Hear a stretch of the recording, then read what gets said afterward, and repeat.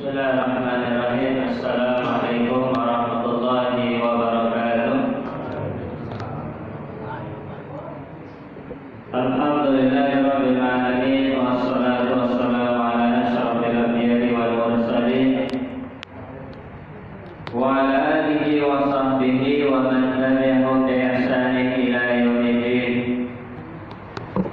Asyhadu an la ilaha illallah wahdahu la syarika lah syahadatan arju bihal fawzal azim fi darin na'im wa asyhadu anna Muhammadan abduhu wa rasuluhu alladzi la nabiyya ba'dah wa nasaha al-ummah wa darabahum 'ala al-mahajjatil bayda layluha kanahariha wa la yazigu anha ila halik. Allah azza wa jalla fi kitabihil karim ya ayyuhalladzina amanu wa la tamutunna illa wa antum muslimun amma ba'du. Kaum muslimin dan muslimat, bapak dan ibu, saudara dan saudariku jamaah Masjid Al-Barkah rahimani wa rahimakumullah. Syukur alhamdulillah kita panjatkan kehadirat Allah azza wa jalla pada kesempatan malam hari ini kita bisa kembali berjumpa, duduk sejenak di majelis ilmu Raudhatun min Riyadil Jannah, salah satu taman di antara taman-taman surga yang ada di dunia. Rasulullah SAW pernah bersabda di hadapan para sahabatnya, "Idza marartum bi Riyadil Jannah farja'u." Wahai para sahabatku, jika kalian melewati taman-taman surga, maka hendaknya kalian mampir ke dalamnya. Para sahabat bertanya, "Ya Rasulullah, wa ma Riyadul Jannah?" Apa itu taman-taman surga, wahai Rasulullah? Lalu Rasulullah menjawab, "Riyadul Jannah khilatul dzikri."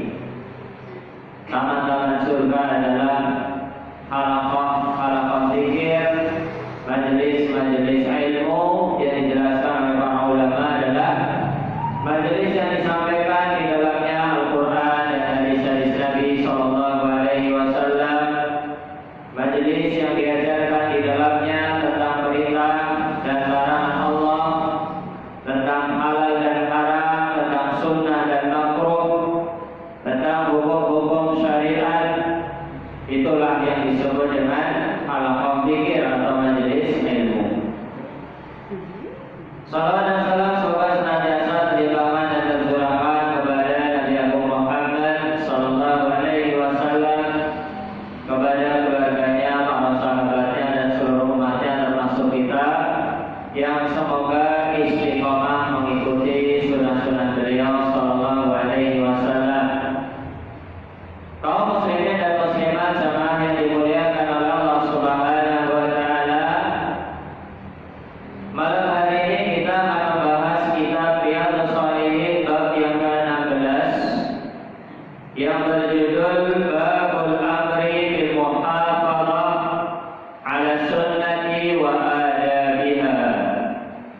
Perintah untuk menjaga sunnah dan adabnya.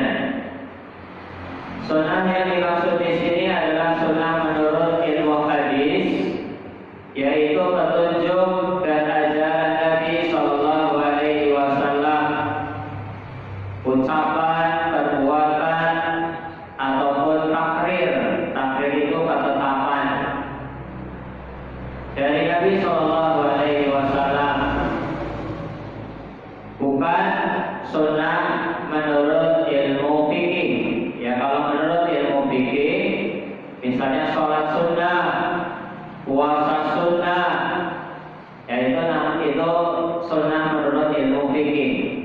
Sunnah di situ artinya nafilah, tambahan, ya tambahan dari yang wajib, pelengkap dari yang wajib itu namanya sunnah. Ma yusabu fa'iluhu wa la yu'aqabu tarikuhu. Ya, sunnah menurut ilmu fikih itu adalah perbuatan yang dikerjakan mendapatkan pahala, kalau ditinggalkan tidak mendapatkan dosa. Seperti sholat sunnah, sholat qobliyah,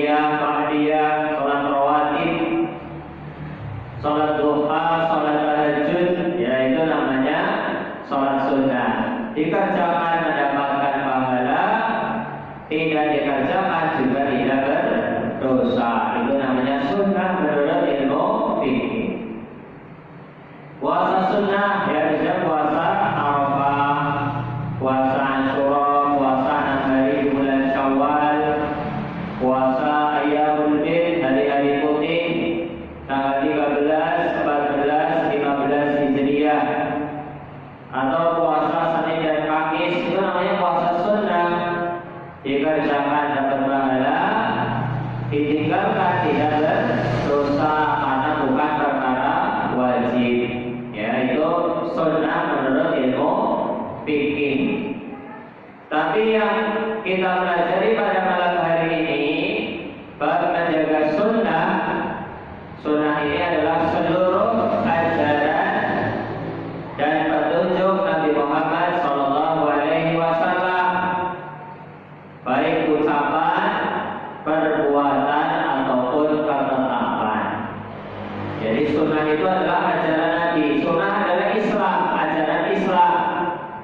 Kata Imam Al-Barbahari dalam kitabnya Syarhus Sunnah, beliau mengatakan Al-Islamu huwa sunnah wa sunnah hiyal Islam.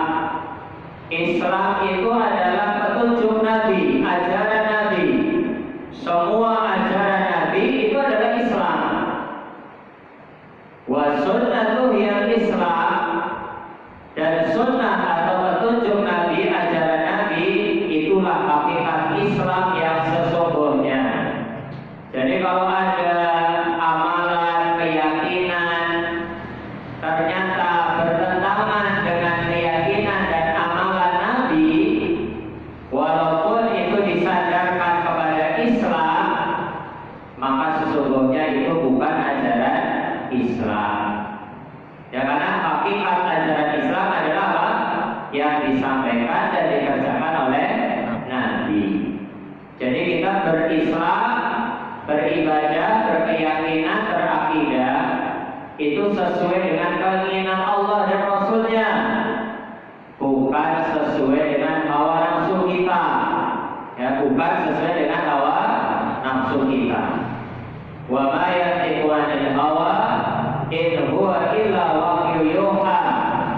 Rasulullah sallallahu alaihi wasallam kalau mengucapkan sesuatu itu bukan berdasarkan hawa nafsu beliau, tapi berdasarkan wahyu yang diturunkan oleh Allah Subhanahu wa taala kepada Nabi kita Muhammad sallallahu alaihi wasallam. Inilah Islam yang kafah, Islam yang sempurna. Jadi Islam ya Islam, gak ada Islam Nusantara, misalnya Islam Indonesia yang berbeda dengan Islam Arab. Ya, katanya Islam Arab itu keras, radikal. Kalau Islam Nusantara itu soft, lembut, karena menerima ajaran kesyirikan. Ya, karena apa? Karena menerima budaya yang isinya itu bertentangan dengan ajaran Islam yang sesungguhnya, yaitu apa? Menghapuskan kesyirikan. Jadi Islam datang untuk mengeluarkan manusia dari peribadahan kepada sesama makhluk menuju peribadahan hanya kepada pencipta makhluk. Imam Ibnu Qayyim rahimahullahu ta'ala pernah mengatakan ikhrajul ibad min ibadatil ibad ila rabbil ibad. Islam datang itu untuk mengeluarkan peribadahan kepada sesama hamba, sesama makhluk menuju peribadahan kepada Tuhannya makhluk, yaitu Allah Subhanahu wa ta'ala. Nah, masyarakat muslimin rahimani wa rahimakumullah, jamaah yang dimuliakan oleh Allah Subhanahu wa ta'ala. Jadi judul pada malam hari ini bab yang ke-16 adalah apa? Bab menjaga sunnah. Sunnah maksudnya apa? Ajaran dan petunjuk Nabi, baik itu perkara yang wajib atau perkara yang sunnah. Ya, apalagi perkara yang wajib itu wajib dijaga. Yang sunnah saja kita diperintahkan untuk menghidupkan, apalagi yang wajib. Hadis yang pertama yang akan kita baca pada malam hari ini adalah, kemarin sudah membaca hadis tentang wasiat Rasulullah sebelum beliau wafat, ya 3 bulan sebelum beliau wafat di Haji Wada. Haji Wada itu berarti Dzulhijjah tahun ke-10 Hijriah. Sedangkan Rasulullah itu wafat bulan Rabiul Awal tanggal 12 Rabiul Awal tahun 11 Hijriah. Ya, jadi Dzulhijjah itu bulan ke-11, bulan ke-12, yang bulan terakhir seperti bulan ini. Berarti setelahnya adalah tahun baru, yaitu Muharram, Syawal, Rabiul Awal. Ya, jadi selisih 3 bulan kurang lebih. Setelah itu beliau wafat, ya. Tapi sebelum beliau wafat, ketika Haji Wada, beliau menyampaikan 4 wasiat yang disampaikan oleh para sahabat. Perawi hadisnya namanya Abu Najih Al-Irbad bin Sariyah radhiyallahu anhu. Beliau mengatakan Rasulullah menyampaikan kepada kami sebuah nasihat yang sangat membekas, yang sangat mendalam, membuat hati-hati kami bergetar dan membuat mata-mata kami itu meneteskan air mata. Ya, ini karena apa? Seolah-olah ini adalah mau'izatu muwaddi'in. Seolah-olah ini firasat, ya, firasat dari para sahabat. Sepertinya ini nasihat perpisahan. Setelah ini Rasulullah tidak akan lama lagi akan meninggal dunia. Dan itu betul 3 bulan setelah. Apa wasiat yang pertama? Usikum bitaqwallah. Ya, nasihat yang pertama disampaikan oleh Rasul adalah agar kalian senantiasa bertakwa kepada Allah Subhanahu wa taala. Dan takwa adalah wasiat Allah Subhanahu wa taala kepada umat-umat sebelum kita dan juga umat-umat dan juga umatnya Nabi Muhammad sallallahu alaihi wasallam. Kemudian juga takwa itu adalah jalan keluar dari seluruh permasalahan, yang kunci keberhasilan dalam menghadapi masalah. Ingat perkataan Nabi Yusuf alaihissalam ketika beliau sudah berada di puncak kejayaannya, ketika sudah diangkat menjadi seorang menteri di kerajaan Mesir. Setelah melewati berbagai macam ujian dan musibah, beliau mengatakan, innahu may yattaqi wa yasbir fa innallaha la yudhi'u ajral muhsinin. Sesungguhnya barang siapa yang bertakwa, ini kunci keberhasilan yang pertama. Siapa saja yang bertakwa, wa yasbir, dan bersabar, itu kunci keberhasilan yang kedua. Takwa dan sabar itu bagaikan 2 sisi mata uang, ya, koin mata uang keping itu, kanan dan kiri, tidak bisa dipisahkan antara takwa dengan sabar. Fa innallaha la yudhi'u ajral muhsinin. Sesungguhnya Allah tidak akan menyia-nyiakan orang yang berbuat kebajikan. Nah, itu wasiat yang pertama. Yang kedua adalah apa? Alaikum as-sam wa ta'ah wa in ta'amara alaikum 'abdun habasyiyun. Wajib mendengar dan taat kepada pemimpin walaupun pemimpinnya adalah seorang budak. Para ulama bersepakat budak itu tidak boleh jadi pemimpin. Yang jadi pemimpin itu orang merdeka. Ya, tapi kalau dia sudah jadi pemimpin, dan ini menunjukkan berarti jalan mencapai kepemimpinan itu tidak sah, bisa melalui pemberontakan, kudeta atau yang sejenisnya. Karena budak tidak mungkin dia akan jadi pemimpin. Berarti dia apa?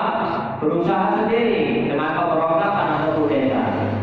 Ketika berhasil jadi pemimpin, walaupun dia seorang budak atau orang yang tidak layak memimpin, orang yang tidak punya kompetensi, maka wajib bagi rakyat untuk mendengar dan taat. Ya, dan syariat itu mengajarkan kepada kita menghindari mudarat yang lebih besar. Nanti kalau pemimpin yang sah kemudian dikudeta, ada orang tidak puas lagi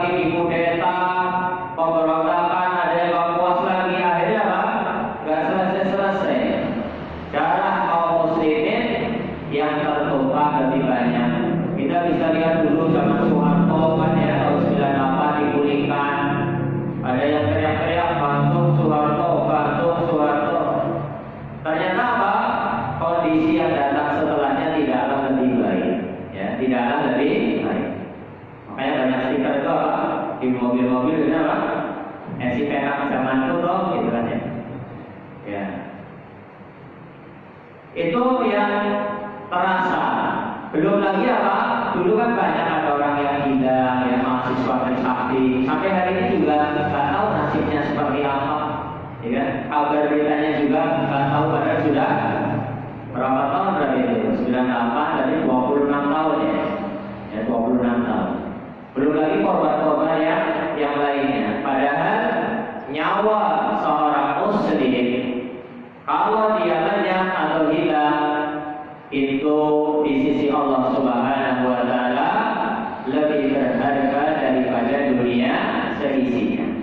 Rasulullah sallallahu alaihi wasallam bersabda, "La zawalul mu'min 'indallahi ahwanu ya ahwanu 'indallah bin qadri rajulin muslimin wahidin aw kama qala sallallahu alaihi wasallam."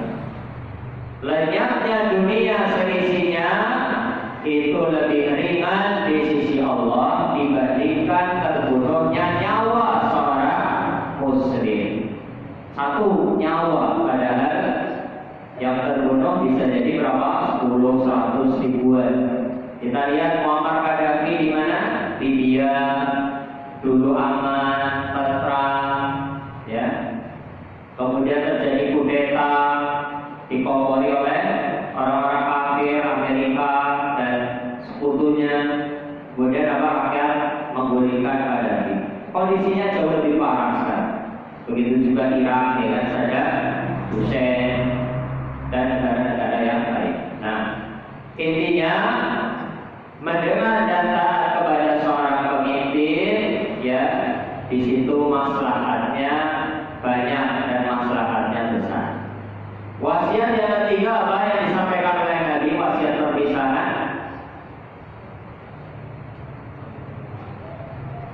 Ya, perintah untuk berpegang teguh kepada sunnah Rasulullah dan sunnah khulafair rasyidin. Nasihat atau wasiat yang keempat adalah menjauhi segala perkara yang baru dalam agama atau yang disebut dengan bid'ah. Ya, menjauhi segala perkara yang baru dalam agama. Dan sebodoh-bodohnya orang itu yang mengatakan, lah itu haji naik pesawat, katanya bid'ah nggak boleh. Itu orang yang nggak paham, orang yang nggak paham. Lah itu pakai mic kalau azan, kalau pengajian, katanya bid'ah. Lah itu nonton televisi, pakai laptop, ya, pakai HP. Ini sebodoh-bodohnya orang. Kenapa? Dia tidak bisa membedakan mana perkara dunia, mana perkara agama.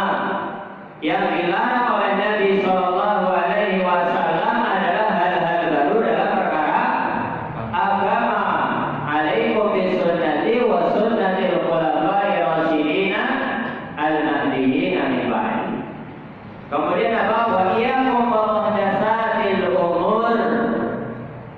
Ya, perkara yang baru itu dalam agama yang dilarang. Sedangkan perkara dunia, Rasulullah bersabda, antum a'lamu fi umuri dunyakum. Kalian lebih tahu tentang perkara dunia kalian. Mau bikin HP setipis kertas, silakan, ya. Mau bikin laptop misalnya seringan kapas, juga silakan. Itu teknologi. Hukumnya mubah. Hukumnya apa? Mubah. Perkara duniawi. Ya, seperti itu. Nah, kemudian hadis yang selanjutnya adalah hadis yang berbunyi, An Abi Hurairah radhiyallahu anhu anna Rasulullah sallallahu alaihi wasallam qala. Dari seorang sahabat yang mulia yang bernama Abu Hurairah, semoga Allah Ta'ala meridhoinya. Kullu ummati yadkhuluna al-jannah. Rasulullah bersabda,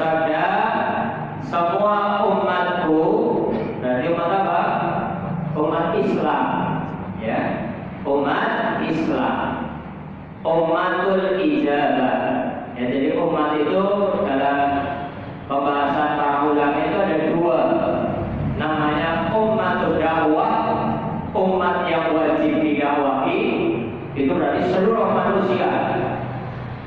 Yang namanya ummatul dakwah, umat yang wajib untuk didakwahi itu seluruh manusia. Yahudi, Nasrani, Majusi, Hindu, Buddha, Konghucu, semuanya itu termasuk umat yang wajib untuk didakwahi.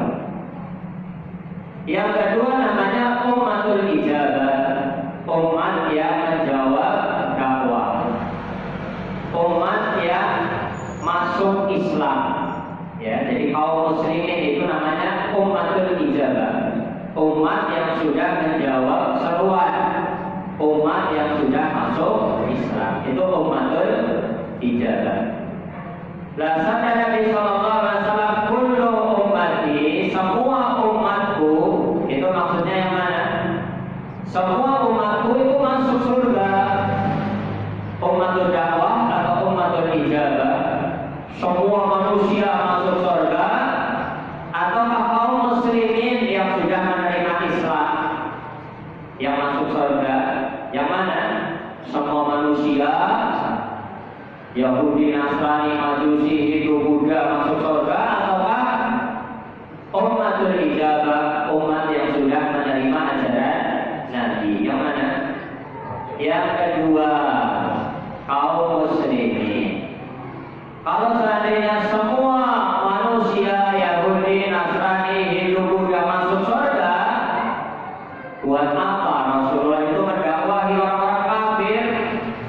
Buat apa Rasulullah mengirim surat kepada Heraklius, Raja Romawi? Ya, Romawi itu agamanya Nasrani. Dikirim surat kepada Rasulullah, aslim taslam, masuk Islamlah, niscaya kamu akan selamat. Jadi dakwah.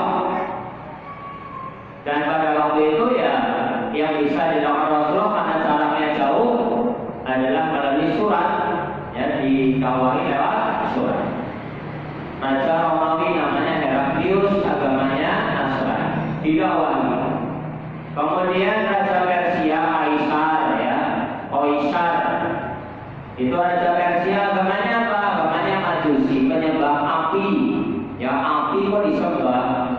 Jangan heran, wong tikus saja ada yang nyembah, ada kuil tikus di India. Jadi di situ ribuan tikus dipuja, disembah, itu di India. Ya. Jadi memang kesyirikan, orang yang berbuat syirik itu akan menurunkan derajatnya sebagai manusia lebih rendah daripada binatang. Wong tikus itu hewan perusak, ya.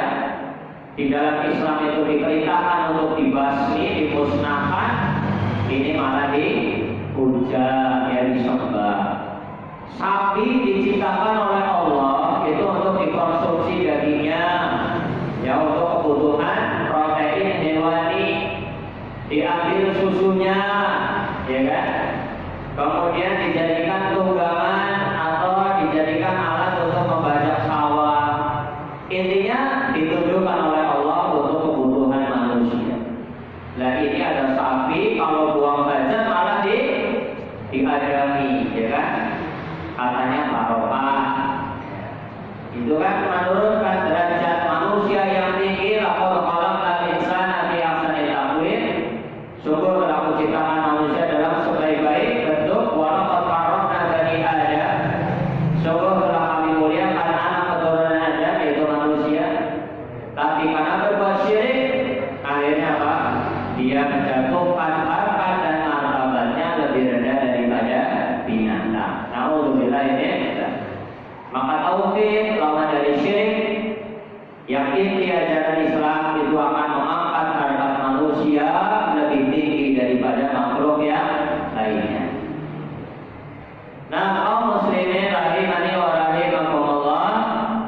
Jadi Rasulullah itu berdakwah, mengirim surat kepada Kaisar, kepada Raja Najasyi di Ethiopia, kepada Raja Romawi, ya.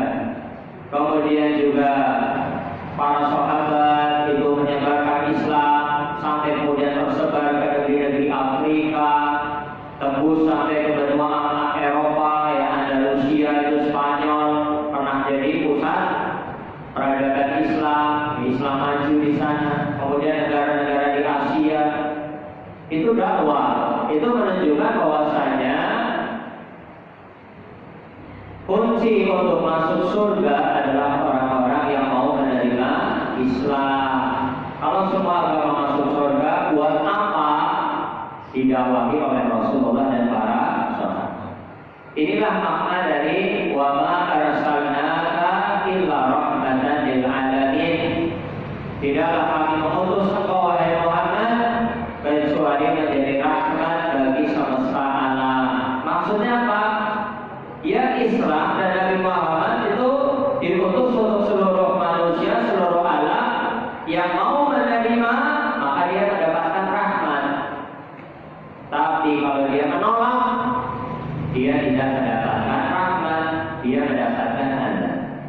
Jadi makna rahmatan lil alamin itu maksudnya Islam disebarkan untuk semesta alam. Kemudian yang menerima masuk Islam dia selamat. Yang tidak menerima dia celaka atau tidak selamat. Bukan maknanya rahmatan lil alamin berarti apa? Menerima seluruh apa? Seluruh ajaran kesyirikan, budaya yang isinya kesyirikan kemudian apa? Didiamkan, didukung. Ya, itu tidak seperti itu kan. Ini rahmatan lil alamin, kita harus apa? Bisa menerima semuanya. Itu pemahaman yang salah. Kaum muslimin rahimani wa rahimakumullah, jadi Rasulullah sallallahu alaihi wasallam bersabda, semua umatku yaitu kaum muslimin itu pasti masuk surga. Ini jaminan. Setiap orang yang sudah bersyahadat dan syahadatnya belum batal, maka dia pasti masuk surga. Walaupun hanya punya iman seberat zarah, ya sebesar zarah. Zarah itu kalau menurut bahasa Arab artinya semut hitam atau debu yang terlihat ketika ada sinar matahari. Jadi kalau ada sinar matahari masuk ke rumah kita, ada kita tepukan tangan kita atau kasur itu ditepukan, nanti ada apa? Ada kebul atau ada debu. Nah itu yang kelihatan itu kan kecil, itu namanya zarah dalam bahasa Arab. Ya, debu yang terlihat ketika ada sinar matahari masuk ke dalam rumah kita. Atau semut hitam kecil, itu namanya zarah. Intinya adalah barang siapa yang dia bersyahadat, punya iman walaupun hanya sekecil zarah, maka selama dia tidak berbuat syirik, tidak batal syahadatnya, maka dia pasti masuk surga. Kullu ummati yadkhuluna al-jannah illa man aba. Semua umatku pasti masuk surga kecuali orang-orang yang enggan. Ya, kecuali orang-orang yang enggak mau. Para sahabat heran, masa ada sih ya, masa ada orang yang enggan untuk masuk surga? Apa ada ya orang yang enggan masuk surga? Bukankah semua orang pasti cita-citanya masuk surga? Nah, ini kok ada orang cita-citanya nggak masuk surga? Apa dia orang yang akalnya sehat? Ya. Maka para sahabat itu bertanya, "Waman ya'ba ya Rasulullah?" Siapa orang-orang yang enggan untuk masuk surga wahai Rasulullah? Apa ada sih orang yang enggan masuk surga ya Rasulullah? Qala man ata'ani dakhala al-jannah. Rasulullah menjawab, siapa saja yang taat kepadaku dia pasti masuk surga. Ya, siapa saja yang taat kepada baginda Nabi sallallahu alaihi wasallam dia pasti masuk surga.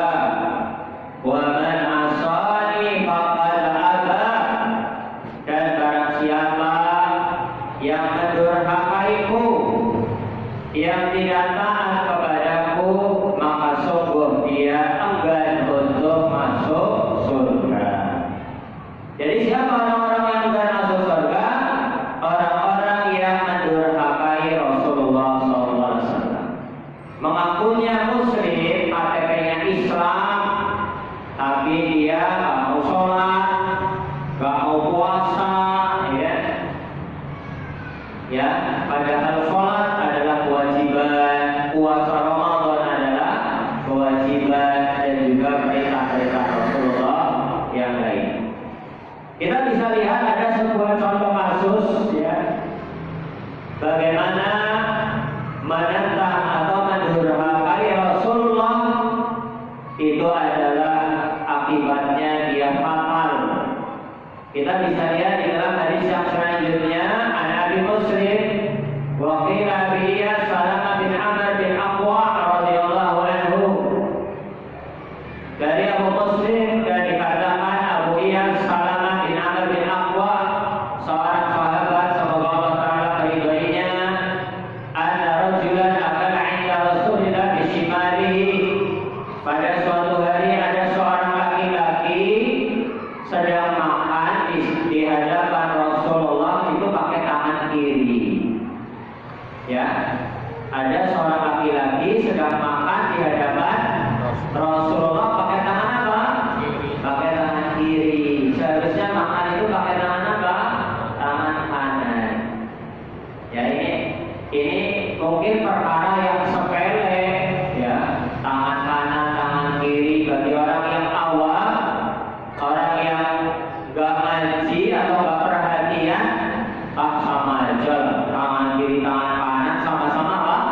Tangan. Yang penting kan kalau sehat lima kenyang, ya kan? Mau pakai tangan kanan, tangan kiri nggak masalah. Ini orang yang tidak peduli dengan ajaran agama. Ya, yang penting kenyang, yang penting makan, minum, yang penting apa? Hausnya hilang.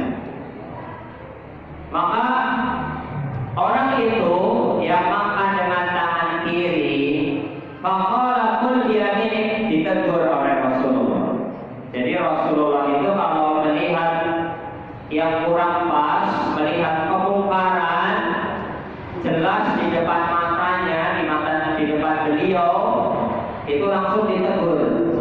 Ya, takhirul bayan indal hajah itu makruh atau madmum. Mengakhirkan penjelasan ketika dibutuhkan itu dibenci atau tercela. Jadi langsung ditegur. Kul biyaminik, makanlah dengan tangan kananmu. Ya, jangan dengan tangan kiri. Karena ajaran Islam apa? Untuk perkara-perkara yang baik itu mendahulukan yang kanan. Masuk masjid pakai kanan, pakai sepatu ya pakai didahulukan tangan kaki kanan. Menyisir rambut ya diutamakan menyisir sebelah kanan baru sebelah kiri. Ini ada ya ajaran Islam. Rasulullah yuhibbu at-tayammum. Rasulullah itu mencintai untuk perkara-perkara yang baik mendahulukan yang kanan. Termasuk makan ya, termasuk apa? Makan. Termasuk sholat itu innal malaikata yusholluna ala mayamini subuh. Sop yang sebelah kanan itu lebih utama daripada yang sebelah kiri. Ya, sop yang sebelah kanan itu lebih utama dari sebelah kiri. Walaupun sebelah kiri apa? Boleh dan sah. Tapi kalau masalah afdol yang mana itu yang sebelah kanan. Tapi nanti kanan semua, kirinya kosong, nanti jonglah. Jadi kanan, mulai dari tengah ya, belakang imam itu tengah, kanan, kiri, kanan, kiri. Jadi kalau masbuk misalnya atau misalnya sholat belum dimulai ya, pilih kanan itu yang lebih dicinta. Atau masbuk kok imbang kanan dan kiri sama, dahulukan yang mana? Yang kanan, itu lebih utama. Para malaikat bersolawat kepada orang-orang yang ada di sebelah sop kanan. Ya, termasuk makan itu apa? Pakai tangan kanan. Kul biyaminik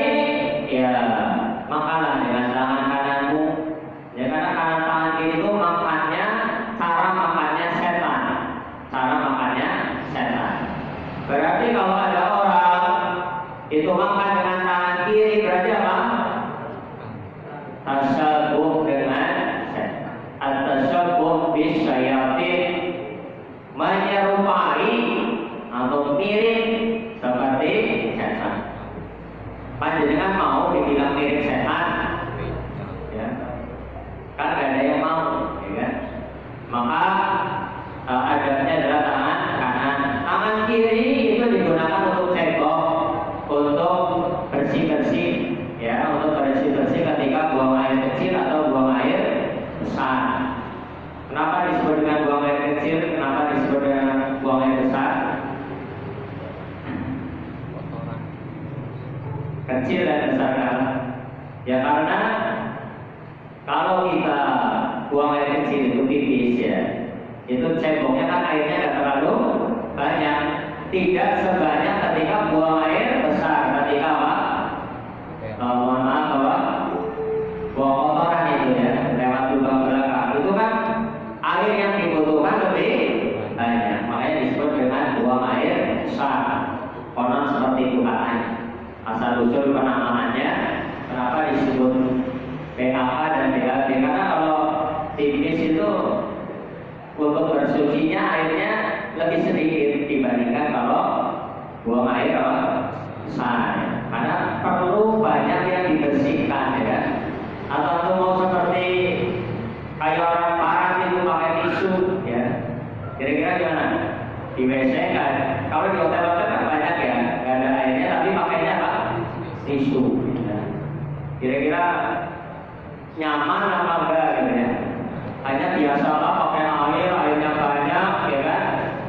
Sepuasnya, akhirnya apa? Pakai tisu, kayak ada yang gimana, gitu, ya? Ya, nah, jadi tangan kiri itu digunakan untuk bersih-bersih, ya, untuk cebok, buang air kecil atau buang air besar. Sedangkan tangan kanan untuk digunakan untuk makan. Nah, ini tangan kiri digunakan untuk bersih-bersih, untuk cebok, kok digunakan untuk makan? Gak pas. Maka ditegur oleh Rasulullah. Orang itu menjawab, la astati', saya gak bisa, ya. Jadi orang ini menjawab karena takabur, karena sombong, ya, karena dia sepakai nyong, gitu kan, ya. Apa? Nyong kepengennya apa? Nganggo tangan kiri, ya. Sekarang ini nyong urusannya dewek, gitu kan. Ini sombong.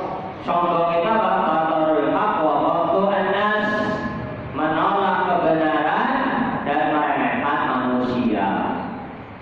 Diberitahu makan dengan tangan kanan, malah dia menolak. Itu terserah saya, gitu. Dia bilangnya apa? La astati', saya nggak bisa tangan kanan. Ini udah jadi kebiasaan, ya, kebiasaan yang buruk, ya, kebiasaan yang buruk. Kalau kebiasaan baik nggak apa-apa, tapi kalau kebiasaan buruk itu harus dirubah, ya. Kemudian apa kata Rasulullah ketika orang itu sombong? Las atau ada, kamu gak akan bisa makan pakai tangan kanan. Jadi didoakan keburukan orang yang sombong, ya, menolak sunnah Nabi, itu didoakan apa? Keburukan oleh Nabi. Kalau begitu kamu gak akan bisa pakai tangan kanan. Dan betul, setelah itu orang itu betul-betul tidak bisa mengangkat tangan kanan. Padahal sebelumnya bisa, gara-gara apa? Menolak sunnah.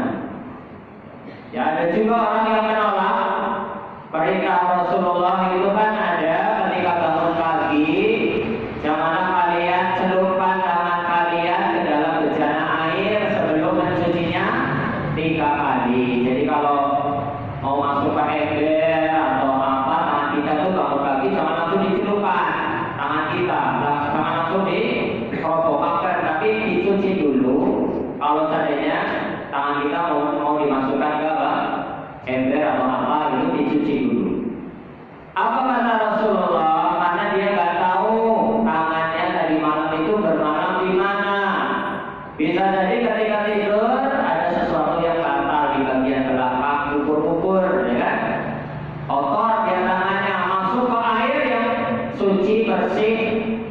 kemasukan apa? Kotoran, khawatirnya jadi penyakit. Ini saking perhatiannya Rasulullah kepada kesehatan. Ya, kalau bangun pagi jangan langsung celupkan tangan kalian ke bejana air, tapi dicuci dulu 3 kali. Ada orang mengatakan, saya tahu tangan saya bermalam di mana. Maka dia mengatakan seperti itu apa? Karena sombong, menolak hadis Nabi perintah untuk mencuci tangan sebelum dicelupkan ke bejana air. Maka esok harinya ketika dia bangun pagi, ternyata tangannya itu sudah masuk ke tubuhnya. Ya, tangannya itu bangun-bangun dia apa? Tangannya masuk ke dalam tubuhnya sebagai hukuman dari Allah Subhanahu wa Ta'ala kepada orang yang menentang dan menolak sunnah Nabi Sallallahu Alaihi Wasallam. Ya, katanya tadi dia bilang apa? Tahu dia tangannya bermalam di mana. Ternyata apa? Pagi-pagi tangannya sudah masuk ke dalam kubur. Dan Allah Maha Kuasa. Secara akal itu gimana caranya tangan bisa masuk, ya kan? Tapi Allah itu Maha Kuasa. Nah, masyaallah muslimin rahimani wa rahimakumullah. Hadis ini diriwayatkan oleh Muslim, ya. Dari hadis ini kita bisa mengambil banyak pelajaran, di antaranya yang pertama wujubul akli bil yamin. Wajibnya makan dengan tangan kanan, wal aklu bisyimali min ghairi udhrin muharram. Dan makan dengan tangan kiri tanpa udzur hukumnya adalah haram. Maksudnya tanpa udzur gimana? Ya dia normal, sehat, punya 2 tangan, tangannya juga nggak sakit. Ya, kok dia nggak mau makan pakai tangan kanan, ya maka dia hukumnya berdosa. Beda ceritanya kalau orang cacat, punya tangan cuma sebelah kiri, ya kan? Punya tangan cuma 1 sebelah kiri, nggak punya tangan kanan. Gimana mau makan tangan kanan? Mau tangan kanan aja dia nggak punya. Itu udzur namanya, udzur syar'i. Atau misalnya tangannya itu sedang lupa, kecemburuan mercon, misalnya ada orang apa nanggung mercon, ya anak kecil ya kadang gitu.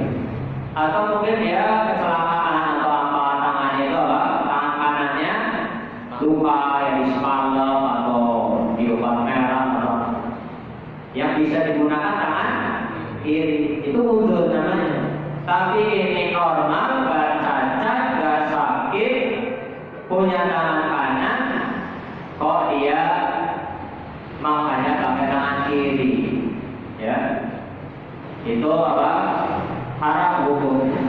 Ada orang makan mendoan, ya misalnya mendoannya tangan kanan, cengkisnya tangan kiri, ya itu juga tidak boleh. Jadi ya walaupun makan cengkis, walaupun hanya makan cengkis, kan bisa tetap pakai tangan kanan. Ya, mendoan dimakan dulu baru cengkisnya apa? Digigit, ya, dipegang pakai tangan kanan. Ada yang lebih parah juga, orang merokok, ya kan? Merokok sama ngopi.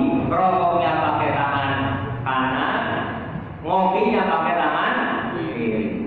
Nah ini apa? Tercela. Bukan berarti saya merekomendasikan rokok, bukan, ya. Tapi apa? Minum kopi pakai tangan kiri itu apa? Tercela, haram kalau dia itu mampu pakai tangan kanan. Rokoknya dimatikan saja. Itu yang pertama, ya, wujubul akli bil yamin. Kemudian yang kedua, masyaqqatu Rasulillah itu jibul isma. Menyelisihi Rasulullah itu menyebabkan dosa, walaupun dalam perkara yang kelihatannya remeh. Contohnya makan pakai tangan kanan, itu kan kelihatannya sepele.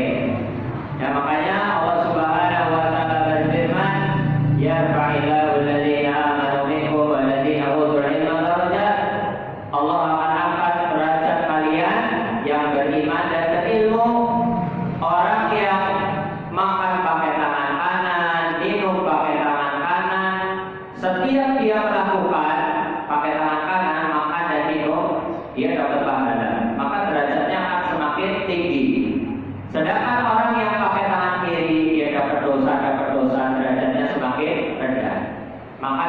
bedanya orang yang punya ilmu dengan orang yang tidak punya ilmu. Makanya kasihan, ya kasihan, ya sungguh kasihan orang-orang ya dia Islam sejak lahir, bapak ibunya lah Islam, kakek neneknya Islam, udah gede, udah tua, kok masih makan dan minum pakai tangan kiri, ya. Jadi kasihan, ya, kasihan apa? Kedudukan di akhiratnya ditentukan oleh ilmunya. Atau parah juga kalau orang yang sudah tahu pakai tangan kanan kok malah dia milih pakai tangan kiri. Nah, itu saja yang bisa